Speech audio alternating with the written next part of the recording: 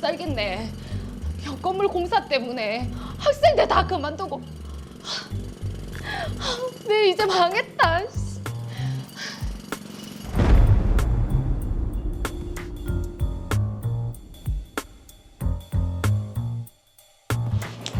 우리 미호 중간고사 얼마 안 남았지? 네, 뭐 진도 못 따라가거나 어려운 문제는 없고? 아직까지는 없어요. 수업 재밌어서 집중도 잘 되고요. 그럼 다행이네. 얼른 집에 가고 내일 보지. 네, 원장님. 안녕하세요. 아, 예. 근데 누구? 저는 학원 바로 옆에 건물 주인입니다. 저 다름이 아니라 저희 건물이 너무 오래돼가지고 새로 짓게 됐거든요. 그래서 미리 양해를 좀 구하려고요. 공사요. 그 얼마나 걸릴까요? 2개월 정도 걸릴 겁니다. 예. 근데 아시다시피 여기가 영어 학원이라 최대한 좀 피해 안 가게 공사 좀 부탁드릴게요. 예, 알겠습니다. 감사합니다.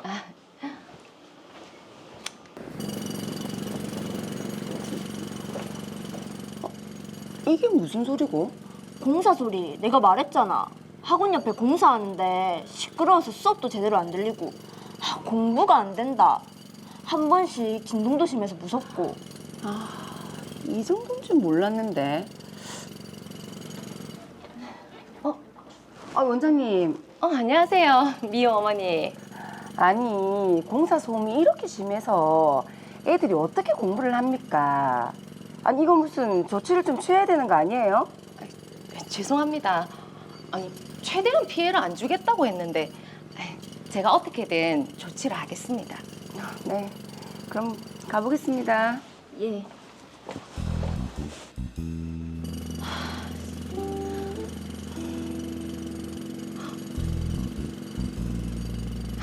진짜. 아니, 공사 때문에 이게 무슨 난리고. 학부모님들 항의도 빗발치고. 안 되겠다. 아니, 최대한 피해 안 주겠다고 하더만.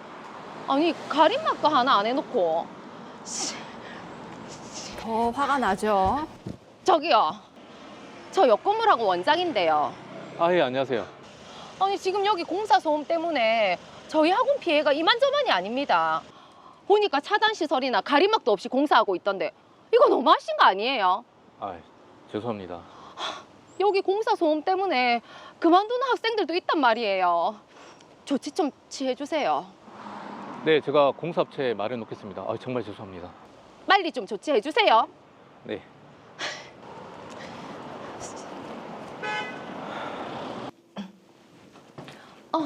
어머니 안녕하세요. 원장님, 저희 미호 오늘부로 학원 그만두겠습니다.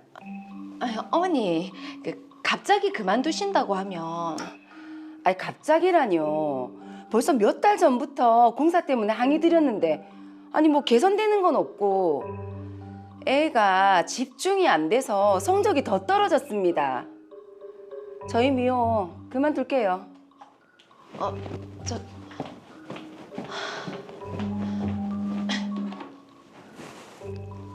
예, 여보세요? 어머니. 예? 아니, 진호가 학원을 더 이상 못 다니겠다고 했다고요. 예. 알겠습니다. 피해가 자꾸 쌓이네요. 이게 다 소음 때문인 거죠? 저놈의 공사. 아니, 2달이면 끝난다더만. 벌써 3달째고. 공사 소음이랑 먼지 때문에 학생들 다 그만두고. 내 이제 진짜 망했다. 아이씨! 진짜 가만히 안 놔둔다. 진짜 너무한 거 아니에요? 최대한 피해 안 주고 하겠다면서요. 근데 공사 현장에 차단시설 하나 안 해놓고 이러니까 먼지며 소음이 다 우리 학원으로 오는 거잖아요. 죄송합니다. 지금 죄송하다면 다예요. 그리고 공사 2개월이면 끝난다면서요. 원래 공사 2개월이면 된다고 했는데 공사업체에서 공사를 잘못하는 바람에 저번 달부터 재공사 들어갔습니다. 저도 피해가 크다고요. 뭐 피해요? 저는 지금 이 공사 때문에 학생들 다 그만두고 학원 문 닫게 생겼어요. 저 이대로 그냥 못 넘어갑니다. 소송할 겁니다.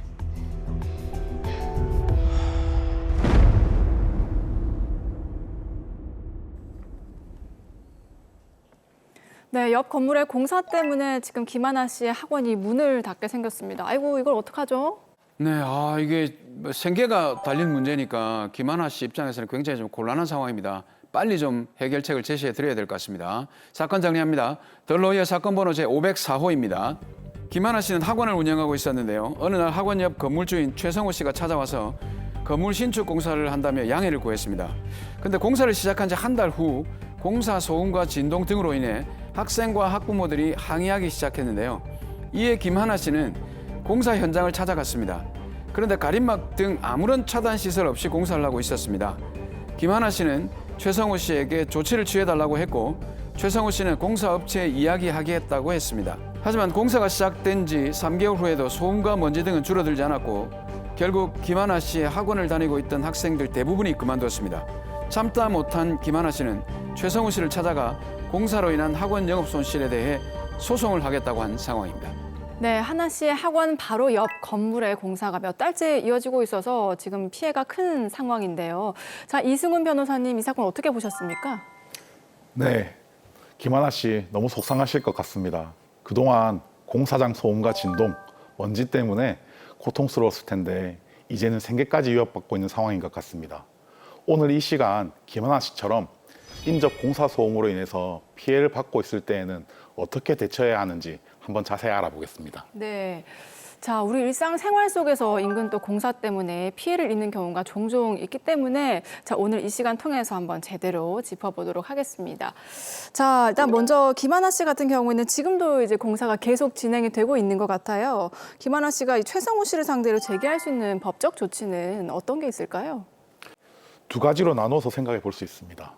첫 번째는 김하나 씨가 최성호 씨와 공사업체를 상대로 더 이상 공사를 진행하지 못하도록 공사 중지 가처분을 신청하는 방법입니다. 네.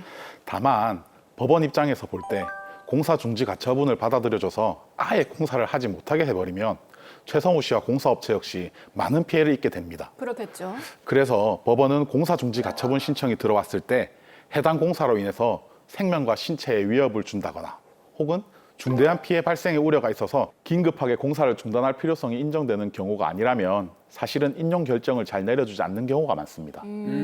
공사 중지 가처분이 인용될 가능성이 그렇게 없다면은 일단 두 번째 방법을 좀 찾아봐야 되겠네요. 어떤 게 있죠? 두 번째는 김하나 씨가 최성호 씨를 상대로 손해배상 청구 소송을 제기하는 겁니다. 그러기 위해서는 공사장의 소음이나 진동 또는 분진이 수인 한도를 초과했는지 여부를 먼저 따져봐야 합니다. 네. 수인 한도는 공사장 소음이나 진동을 수인할 수 있는, 그러니까 참을 수 있는 허용치 기준을 법적으로 정해놓은 것을 의미합니다. 법원은 이 수인 한도를 초과하는 경우에 한마디로 도저히 참을 수 없을 정도의 소음이나 진동이 있는 경우에는 피해자가 손해배상을 청구할 수 있도록 하고 있습니다. 네. 자, 수인 한도 저희가 사실 층간소음 다뤘을 때 이 수인 한도를 초과했는지 여부가 좀 쟁점인 거 다뤘었는데 이게 층간소음 때도 보니까 소음이라 할 수 있는 그 데시벨 기준이 있더라고요. 이 공사장 소음도 이게 소음이다 하는 그런 기준이 있습니까? 네. 우리나라는 소음진동관리법 시행규칙 제20조 제4항 별표에서 생활소음에 대한 구체적인 기준을 마련하고 있습니다. 대상 지역과 소음 원인, 시간대를 구분해서 대략적으로 50에서 70데시벨로 관리하도록 되어 있습니다. 네. 오늘 같은 공사장의 경우에는 오전 5시부터 오전 7시까지, 저녁 6시부터 밤 10시까지, 저녁 시간에는 60데시벨 이하를 유지해야 하고요. 예. 아침 7시에서 저녁 6시까지, 낮 시간 동안에는 65데시벨 이하, 밤 10시부터 아침 5시까지, 밤 늦은 야간 시간에는 50데시벨 이하를 유지해야 합니다. 네. 그러니까 낮에는 좀 다른 시간대보다 조금 더 시끄러워도 되는 거고 그렇죠. 밤에는 낮보다 더 조용히 하도록 이제 규정을 하고 있는데 자, 그런데 변호사님 이게 수인 한도를 초과했는지 이건 어떻게 측정하죠?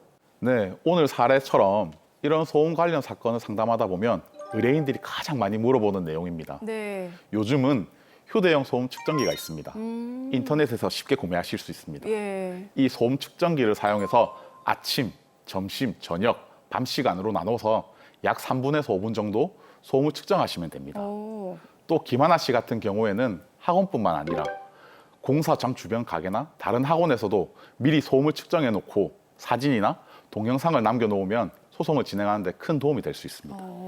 자, 그러면 법적으로 정해놓은 수인 한도를 초과하게 되면 곧바로 손해배상을 청구를 할 수 있는 겁니까? 사무장님께서는 어떻게 생각하십니까? 당연히 청구를 할 수 있는 거죠. 넘었잖아요. 근데 물어보는 거 보니까 아무래도 뭐 또 다른 게 있는 것 같은데 뭐 혹시 안 되는 뭐가 있나요?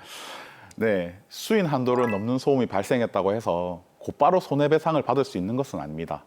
실제로 우리나라 법원은 소음진동관리법의 허용 기준을 초과하는 소음이 발생했다고 하더라도 그것만 가지고 곧바로 위법하다고 단정할 수는 없고 일시적으로 규제 기준을 초과한 것에 불과하다면 손해배상 책임을 인정하지 않는 경우도 많이 있습니다. 네. 소음의 발생 횟수, 정도, 기간, 시간 등을 모두 고려해서 법원이 판단하기 때문에 오늘 드라마 사례에서 김하나 씨 역시 소음 측정을 할 때에는 다양한 장소, 다양한 시간대에서 하셔야 됩니다. 그리고 학부모들로부터 항의받은 내용이나 공사장 주변 주민들의 소음 관련 사실 확인서 같은 것을 미리 준비할 필요가 있습니다. 네. 자, 그런데 제가 조금 알아보니까요. 지금 김하나 씨가 최성호 씨에게 손해에 대해서 청구를 하겠다라고 하니까 지금 공사업체에서 가림막을 설치 안 한 거다. 그러니까 공사업체에 책임을 물으라. 이런 식으로 나오고 있다고 하더라고요. 네, 공사를 하면서 소음이나 분진을 예방하기 위한 조치를 취해야 할 의무는 1차적으로 공사업체가 부담하는 것이 맞습니다. 그렇기 때문에 김하나 씨는 원칙적으로 공사업체를 상대로 손해배상 청구 소송을 제기해야 합니다. 네. 하지만 김하나 씨가 최성우 씨에게 여러 차례 소음이나 분진을 방지하기 위한 가림막 또는 이에 준하는 시설을 설치해달라고 요청을 했고 예. 또 최성우 씨가 방지 대책을 세우겠다고 약속도 했습니다. 예. 그래서 이런 경우에는 건축주인 최성우 씨 역시 김하나 씨에게 손해를 배상해줘야 될 것으로 보입니다. 자, 그러면 김하나 씨가 최성호 씨를 상대로 손해배상 청구 소송을 하면 지금 어떤 부분을 손해로 인정받을 수 있나요? 네, 김하나 씨는 최성우 씨에게 재산상 손해와 정신적 손해를 모두 청구할 수 있을 것 같습니다. 일단 재산상 손해는 다른 무엇보다도 학원 매출 감소에 따른 영업 손실이 가장 문제가 될 것 같습니다. 예. 그런데 이 영업 손실이라는 것은 피해자가 당시에 영업을 하고 있었다는 특별한 사정으로 인한 손해이기 때문에 상대방인 최성우 씨가 공사 소음으로 인한 김하나 씨의 영업 손실 발생 사실을 알았거나 또는 충분히 알 수 있는 상황이었을 때만 인정됩니다. 근데 이게 이제 김하나 씨가 최성우 씨를 찾아가서 항의를 할 때 공사장 소음 때문에 그만둔 학생들이 생기고 있다고 말을 했다면 당연히 그 사실을 알고 있지 않을까요? 네, 맞습니다.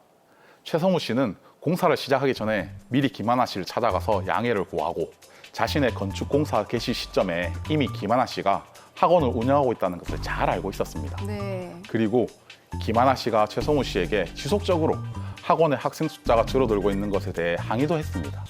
따라서 최성우 씨가 공사 소음으로 인한 김하나 씨의 영업 손실에 대해서는 이미 충분히 알고 있었기 때문에 김하나 씨의 영업 손실에 대한 손해배상 청구는 인정될 수 있을 것으로 보입니다. 네.